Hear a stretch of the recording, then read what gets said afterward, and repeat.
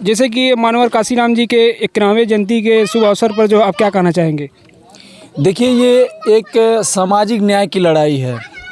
तमाम जहां हमारे युवा साथी जो अभी हमारे गांव में या जो हम ग्रामीण क्षेत्र जिस क्षेत्र से आते हैं, एक विचारों का अभाव सा हो गया है, एक अकाल सा पड़ गया है कि कहीं एक मंच तो मिले जो अपनी बात आदमी कह सके, लोगों को समझा सके, एक संदेश दे सके।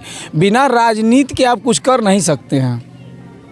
तो ऐसे राजनीतिक मंच और हम अपने महापुरुषों को मनाने के लिए एक ऐसे कार्यक्रम का आयोजन किया गया। देखिए, मान्यवर साहब कहते थे, मान्यवर साहब ये बताते थे कि 85 की वो बात करते थे, और ये बहुजन समाज ही है। मान्यवर साहब जब अपना कारवां लेके निकले थे तो साइकिल से निकले थे, लेकिन यही वो समाज है जो उनको हेलीकॉप्टर से घुमाया।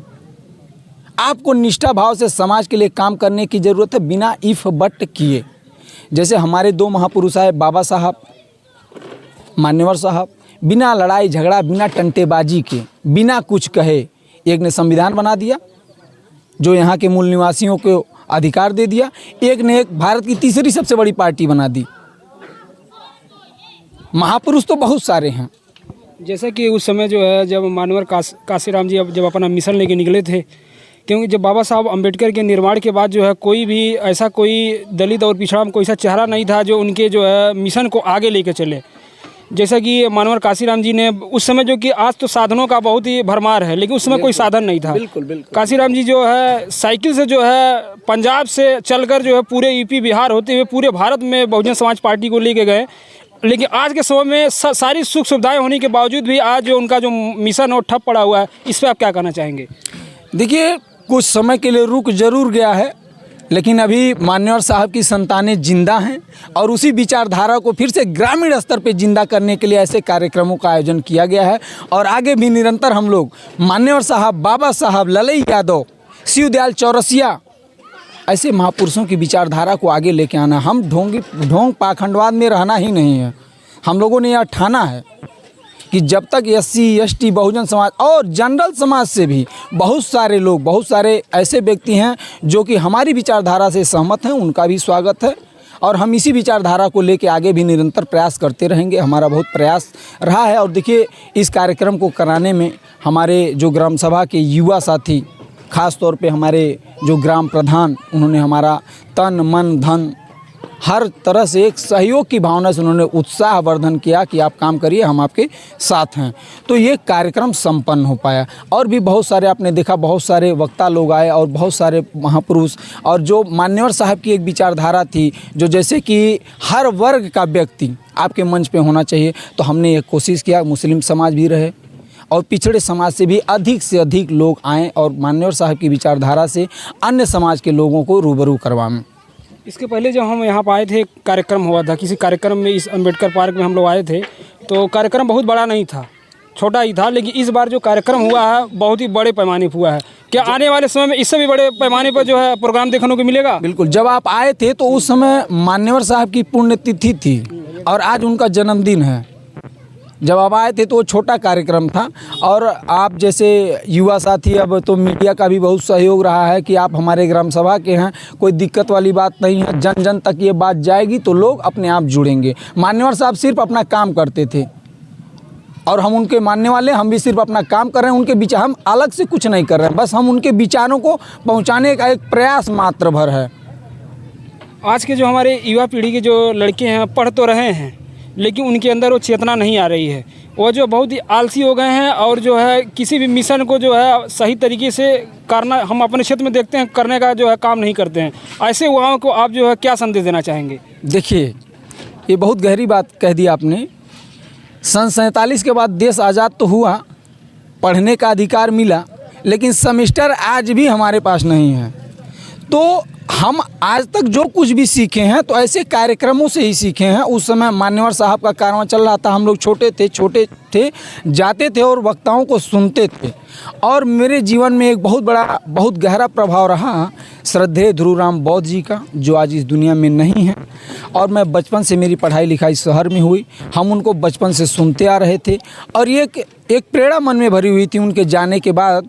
अगर आज वो होते तो हमारे आज के मुख्य अतिथि वही होते। ये बहुत पहले तय हो गया था कि मुख्य अतिथि वही रहेंगे, लेकिन बीच में उनका जो है महापरिनिर्वाण हो गया।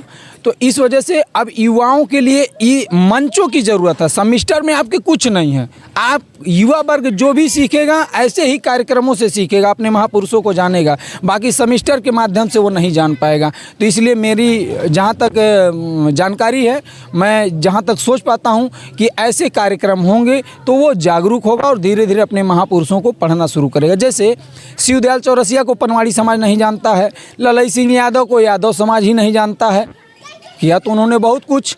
कर्पूरी ठाकुर को नाई समाज नहीं जानता है, तो इसको कौन बताएगा। सबसे ज़्यादा महापुरुष ओबीसी समाज से आते हैं। ज्योतिबा फुले ओबीसी समाज से थे, पेरियार रामान स्वामी नायकर जो है ओबीसी समाज से थे। तो ऐसे महापुरुषों को अब भ्रम के शिकार हो गए हैं। तो ऐसे महापुरुषों को आप ऐसे ही मंच के माध्यम से, कार्यक्रमों के ही माध्यम से आप जान पाएंगे, बता पाएंगे। सबसे पहले तो मैं कौड़ा के सागर तथागत गौतम बुद्ध के चरणों में नमन करता हूँ। Symbol of knowledge doctor B.R. Ambedkar के चरणों में नमन करता हूँ। और हमें एक राजनीतिक विरासत देने वाले हमारे चहेते, जिनको मैंने जब पढ़ा तो भावुक हो गया, और भावुक होने के बाद आज वो शायद भावुकता झलक जाए तो आप लोग बहुत अन्यथा न लीजिएगा, क्योंकि मान्यवर साहब ने वह काम कर दिया जिसका बरसों से हमारे समाज को इंतजार था, और समाज एक अग्रणी दूत ढूंढ रहा था लेकिन कोई मिल नहीं रहा था। मान्यवर तेरी नेक कमाई, तूने सौती कौम जगाई, भारत की मजबूरी है, कांसी राम जरूरी है, जैसे नारों का संबोधन उस जमाने में हुआ था। साथियों, एक और उनके साथी थे, उनके भी चरणों में श्रद्धेय दीना भाना जी। अगर दीना भाना जी ना होते तो आज कांसी राम ना होते, और हम मन से आपके उनके लिए बोल नहीं पाते।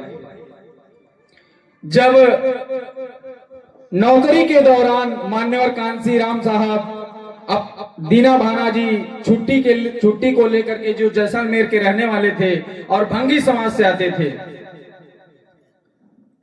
एक बाबा साहब की छुट्टी को लेकर के वो बहुत प्रेरित थे, लेकिन छुट्टी रद्द कर दी गई थी क्योंकि मनवादी व्यवस्था हावी थी। बाबा साहब को गुजरे जमाना हो गया था, 30-40 साल का जो ये कारवां था ये बाधित हो गया था, और हमारे महापुरुषों की जयंती की छुट्टी नहीं मिल रही थी। जब दीना भाना जी ने मान्यवर साहब को अपनी बात बताई तो मान्यवर साहब भी भावुक हो गए और वो लड़ने का प्रयास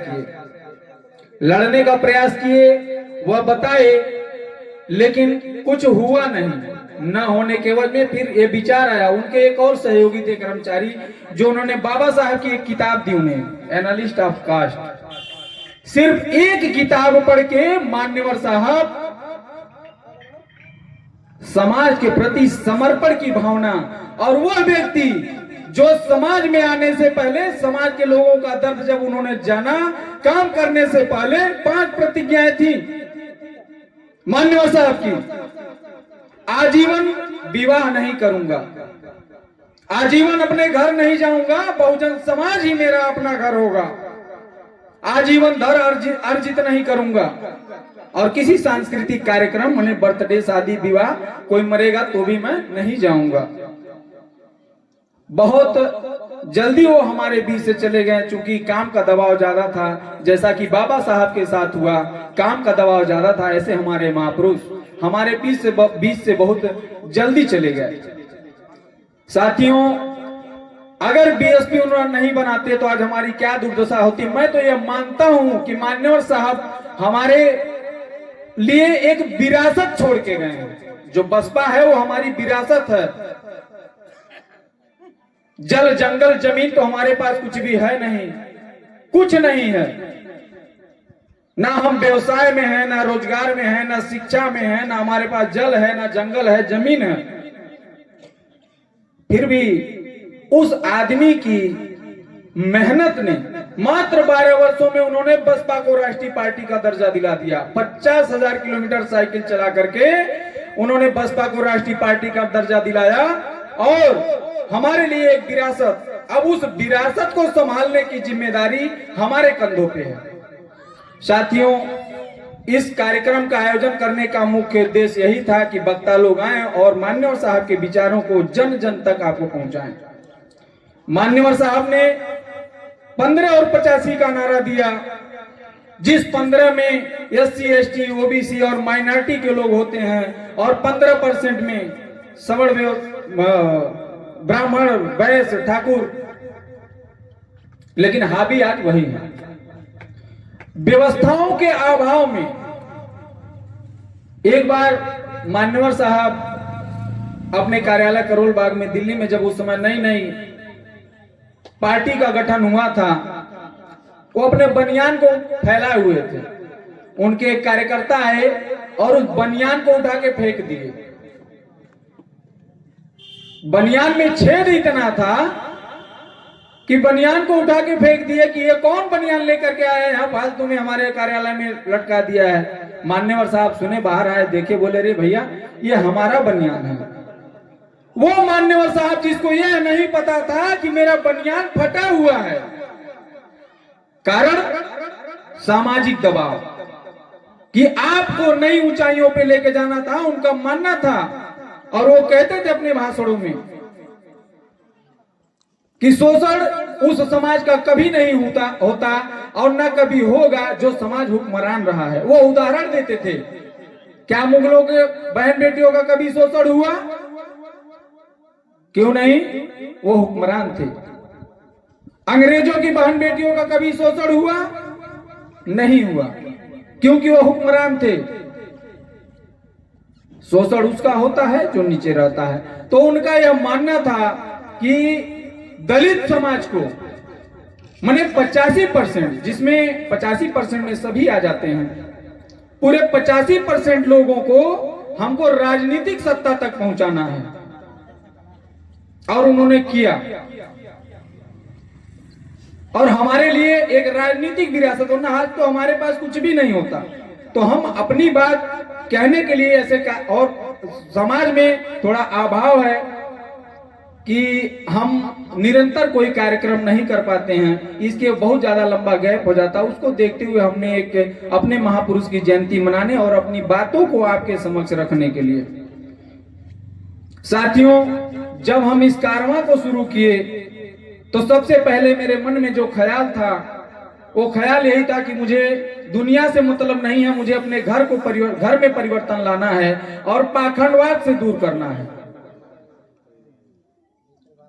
पहले मैं वहां किया, फिर कुछ दिनों के बाद ये ख्याल आया कि अब थोड़ा समाज में चलना चाहिए और समाज को एक दिशा निर्देश देना चाहिए। ये हम पढ़े लिखे लोगों की एक नैतिक जिम्मेदारी है। खाना, कमाना, रहना, घर बार, खेती बाड़ी, बीवी बच्चे, ये निरंतर ये अपने आप चलने वाली चीजें, ये आप चलाएंगे नहीं, लेकिन समाज को चलाने के लिए एक सामाजिक व्यक्ति की जरूरत है। और बिना लड़ाई, हम तो ऐसे मसीहों को मानने वाले लोग हैं जिन्होंने बिना लड़ाई झगड़ा, बिना टंटेबाजी, बिना तू मैं के बाबा साहब ने भारत का संविधान लिख डाला। मान्यवर साहब ने एक भारत की राष्ट्रीय पार्टी बना दी। दो ही तो शेर आए हैं। बाबा मान्यवर साहब जो प्रेरित हुए, उनके सबसे ज्यादा प्रेरणा में ज्योतिबा फूले, छत्रपति साहू जी महाराज, जो साहू जी महाराज ना होते, जो कुर्मी समाज से आते, ज्योतिबा फूले जो माली समाज से आते थे, ऐसे महापुरुषों को पढ़ करके वह हमारे आपके बीच में आए और हमारे लिए काम किए और हमको एक राजनीतिक विरासत एक पार्टी के रूप में छोड़ करके गए।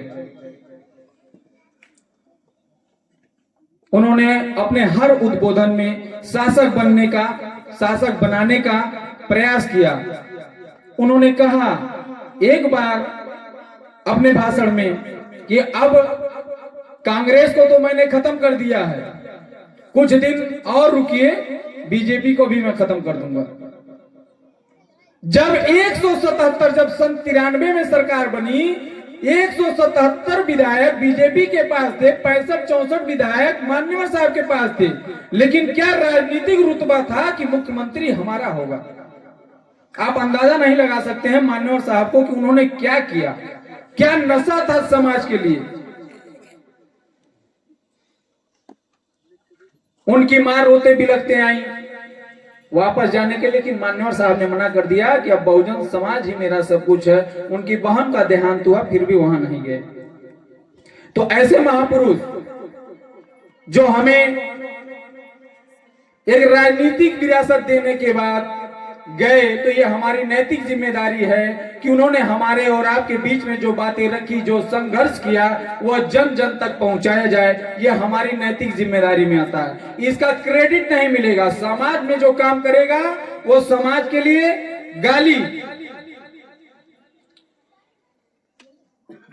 गाली सुनने के लिए तैयार हो जाइए। समाज में काम करना पड़ेगा। कहने का तात्पर्य यह है कि आप पहले अपना मन बना लीजिए कि मैं गाली सुनूंगा, फिर समाज का काम करिए। निडरता आपके अंदर तभी आएगी। और ये भाव और ये पीड़ा कहने के लिए बहुत कुछ है साथियों, समय बहुत कम है। इसी के साथ जय भीम, जय भीम, बहुत बहुत धन्यवाद।